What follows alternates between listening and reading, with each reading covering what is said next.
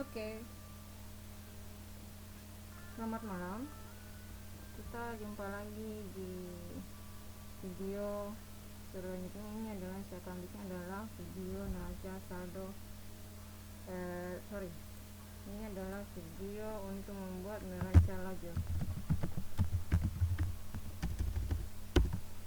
Neraca lajur. Jadi paling pertama adalah kita membuat kop neraca lajur, di mana neraca lajur itu adalah penulisannya adalah per 31 tanggal transaksi. Ini sesuai dengan permintaan, bahwa yang pertama saya bahas adalah neraca lajur. Permintaannya cukup pandai karena neraca lajur ini baru bisa terbentuk di saat jurnal umum sudah selesai, buku besar sudah selesai, neraca saldo sudah jadi, jurnal penyusunan sudah jadi, NSP juga sudah, neraca saldo setelah penyusunan juga sudah jadi, baru kita masuk ke neraca lajur.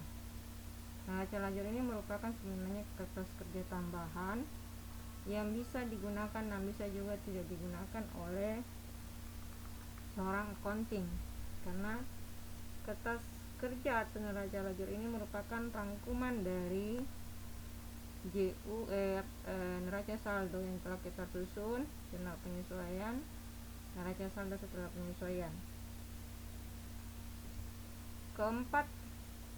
Ketiga sheet yang terlebih dahulu sudah kita kerjakan ini kita rangkum ke dalam kertas kerja yang namanya neraca lajur. Jadi neraca lajur pun juga tetap memiliki kop, di mana nama perusahaan, nama lembar pekerjaan, periode atau per pekerjaan. Paling pertama adalah kita harus mempelajari kotak yang digunakan untuk neraca lajur atau kertas kerja. Jadi neraca lajur ini sering juga dikenal dengan kata kertas kerja. Oke, jadi ini adalah sesuatu yang bukan mandatory atau bukan sebuah kewajiban.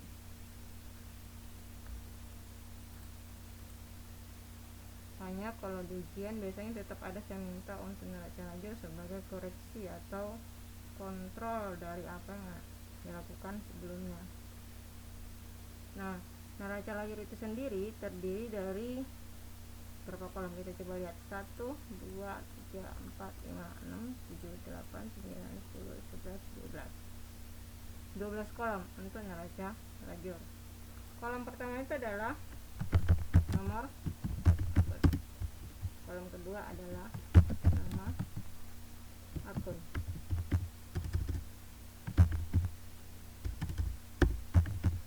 Oke. Kolom ketiga dan keempat adalah debit kredit dari neraca saldo.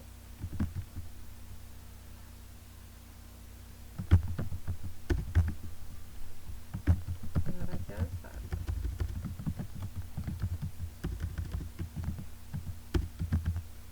Oke. Kolom keempat dan kelima itu merupakan jurnal penyesuaian.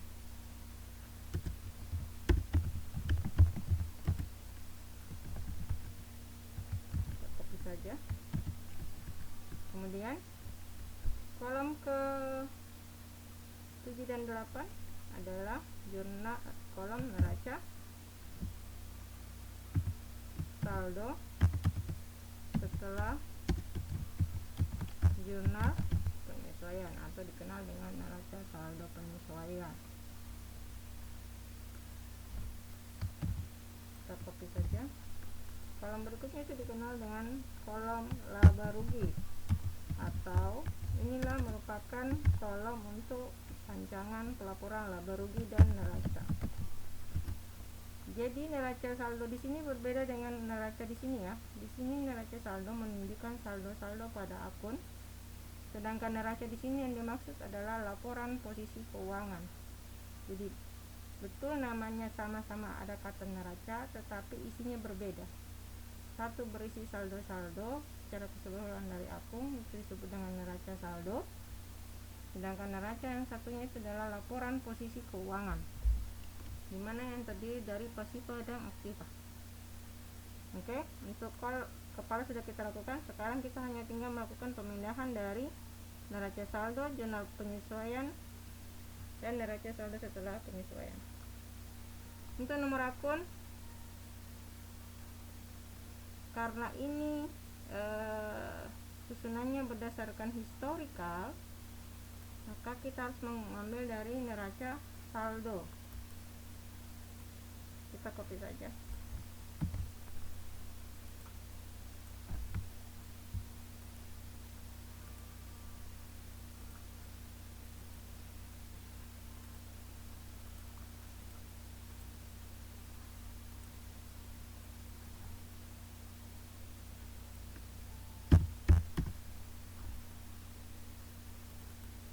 Oke, tinggal neraca saldo, akun-akun yang ada pada neraca saldo.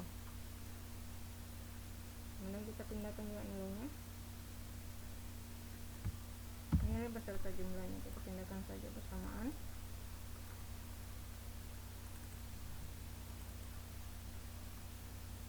Jangan lupa memberikan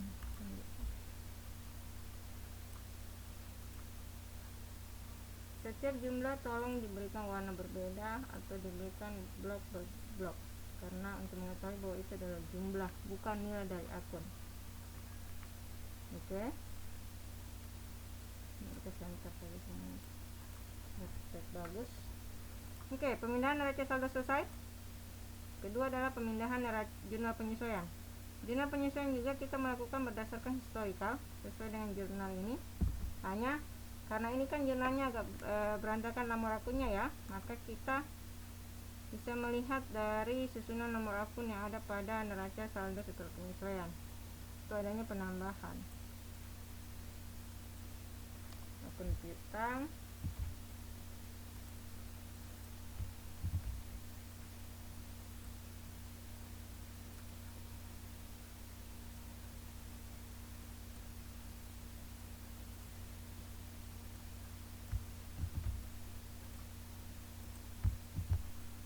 jadi kira-kira inilah tambahan 3 akun yang ada terjadi di jurnal penyesuaian tetapi belum ada pada akun sebelumnya. Jadi kita ada penambahan akun baru di saat melakukan jurnal penyesuaian.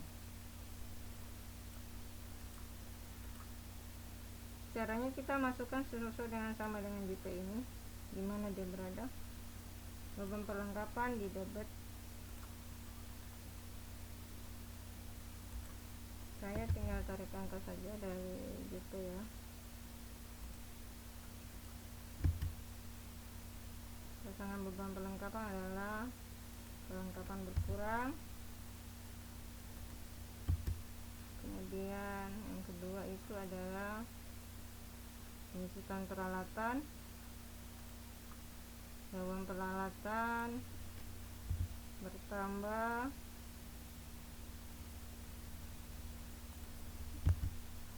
Dan akumulasi ke masih ada satu jurnal yang belum terpasang,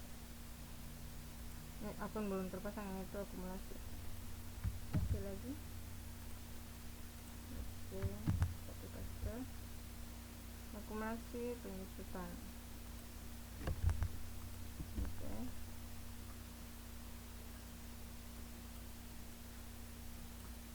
Ini terlalu banyak angkanya. Transaksi di jurnal penyesuaian itu hanya ada 3 ya, 3 transaksi dengan masing-masing akun 2, berarti totalnya ada 6. Yang belum dipasti lagi adalah transaksi berikutnya piutang usaha dan pendapatan jasa masing-masing 1 juta. Piutang usaha bertambah 1 juta dan pendapatan jasa juga bertambah 1 juta. Jangan lupa untuk membuat jurnal, membuat total. Untuk setiap transaksi kita membutuhkan total.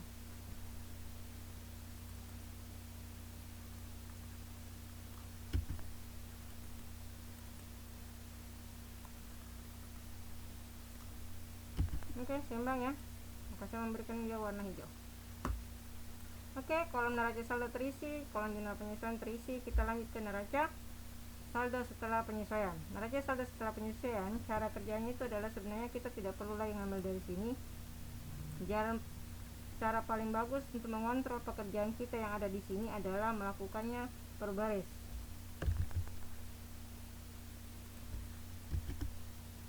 Pada saat tidak ada transaksi di jurnal penyesuaian, maka neraca saldo setelah jurnal penyesuaian akan sama nilainya dengan neraca saldo. Akan tetapi apabila ada terjadi jurnal penyesuaian, maka kita harus menjumlahkan atau mengurangkan berdasarkan posisi debit dan kreditnya. Seperti ini perlengkapan. Awalnya bersaldo debit 800, kemudian di jurnal penyesuaian ada kredit 700, maka berarti debit kita kurang dengan kredit dengan posisi pada debit, karena debit lebih besar daripada kredit. Sisanya bila tidak ada, silakan di copy saja, diteruskan saja langsung, karena tidak ada perbedaan nilai pada jurnal penyesuaian. Ini untuk pendapatan jasa. Tolong diperhatikan. Neraca saldo awal, neraca saldonya berisi 3.700.000, kemudian pada jurnal penyesuaian terjadi pendapatan tambahan 1 juta, maka neraca saldo setelah jurnal penyesuaian adalah neraca saldo ditambah jurnal penyesuaian akan menghasilkan 4.700.000. Oke, pindahkan. Yang kalian harus perhatikan adalah kalian harus memindahkan antara debit ke debit.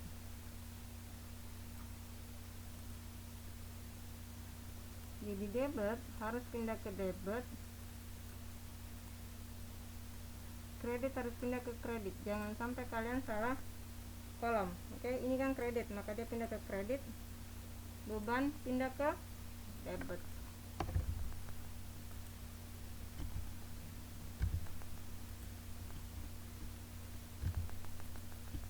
Oke, ini kita kasih kosong. Nah, ini adalah sederet total ya.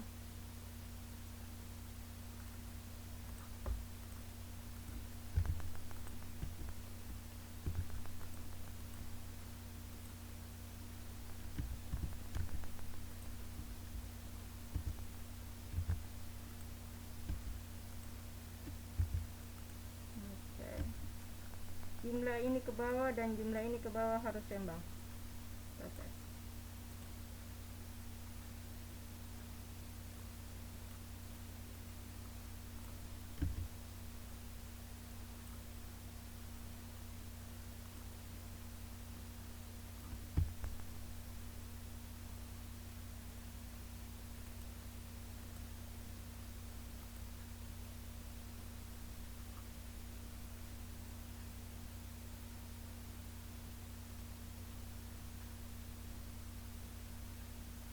Ini tidak seimbang. 45.550 tambah 45 350. Kita coba lihat, ternyata tarikannya kurang.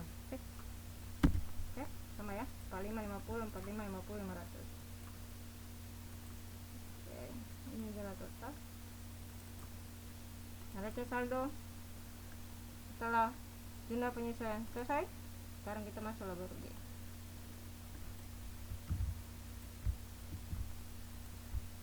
Yang perlu diperhatikan di dua kolom ini adalah kalian harus mampu memisahkan mana yang masuk laba rugi dan mana yang masuk di neraca, karena tidak semua transaksi yang ada pada neraca saldo setelah penyesuaian ini masuk pada neraca atau masuk di laba rugi. Ini yang harus diperhatikan, karena jangan sampai salah masuk ya. Selain memperhatikan debit kreditnya, diperhatikan juga dia merupakan elemen laba rugi ataukah elemen neraca. Nah, sekarang yang kalian perhatikan adalah semua rekening nominal itu masuk neraca, laba. Semua rekening pendapatan dan beban masuk laba rugi, dan selain pendapatan dan beban masuk neraca untuk pembagian dua kolom ini.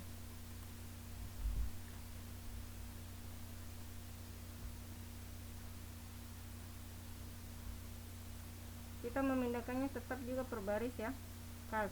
Dia bukan pendapatan dan bukan beban, maka pindah ke kolom neraca. Angka yang digunakan adalah angka pada neraca saldo setelah penyesuaian.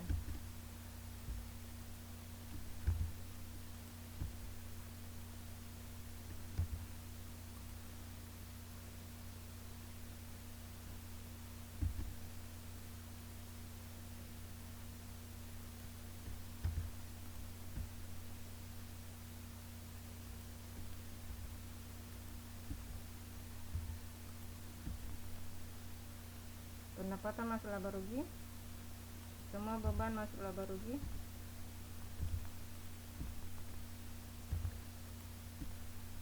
priva masuk neraca ya.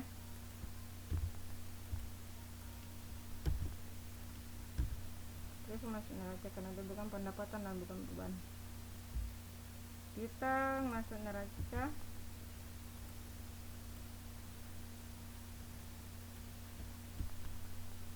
beban perlengkapan masuk laba rugi,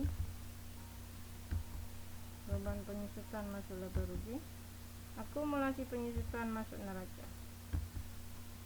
Nah, kunci dari dua kolom ini kenapa harus dikerjakan bersamaan? Karena selisih antara kedua kolom laba rugi dan neraca harus sama.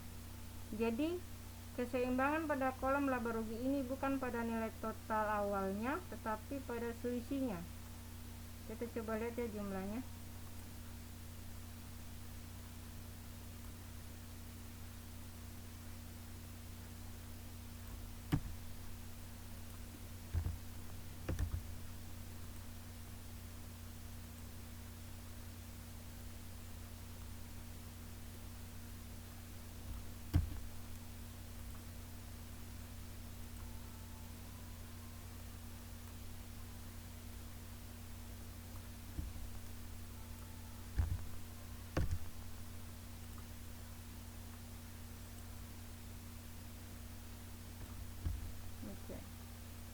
Selisih yang saya maksudkan harus sama itu adalah selisih keduanya ini.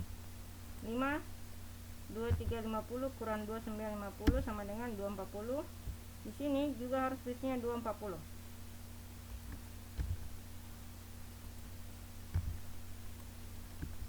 2400 ya, sama ya. Ini yang saya maksud harus seimbang. Sama-sama selisihnya 2.400.000 ya. Nah, yang sama totalnya kembali lagi di sini.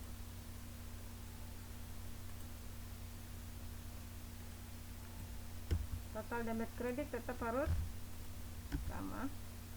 Ini sama ya. Ini juga sama.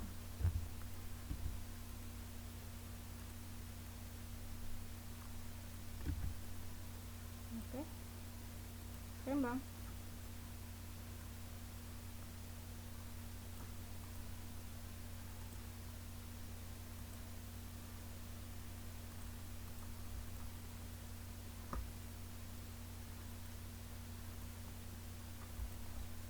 Oke.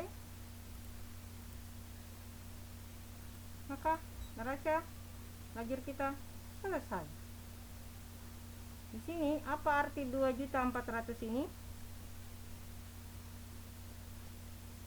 Disinilah kalian diharapkan memahami apa arti dari 2.400.000 ini.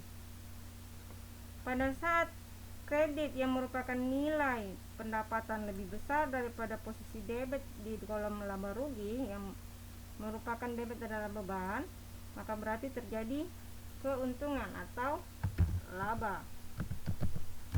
Jadi transaksi perusahaan ini terjadi laba di akhir Maret. Oke, laba 2.400.000.